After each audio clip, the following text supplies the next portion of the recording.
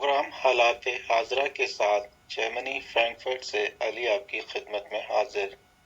السلام علیکم۔ آج کا موضوع دوسری شادی کے لیے سام کے ذریعے بیوی کا قتل۔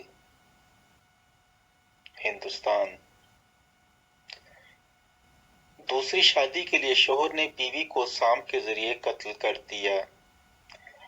ہندوستان میں ایک شخص نے دوسری عورت سے شادی کرنے کی خاطر اپنی بیوی کو جان سے مارنے کے لیے سام کرائے پر لیا اور اس سے ڈسوا کر قتل کر دیا۔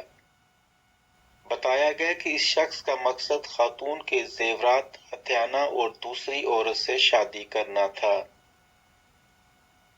سننے میں عجیب لیکن یہ حقیقت ہے کہ بھارتی ریاست کیرالہ کے ضلع کولم میں ایک شخص نے اپنی بیوی کو قتل کرنے کے لیے کرائے کے قاتل سام سے مدد دی۔ یہ واقعہ 2020 میں رونما ہوا لیکن تفتیش کاروں کو اس کے شواہد جمع کرنے میں 1 سال کا وقت لگا۔ مذکورہ کیس میں خاتون کے والدین نے داماد پر بیٹی کے قتل کا شبہ ظاہر کرتے ہوئے اس کے خلاف درخواست جمع کروائی تھی۔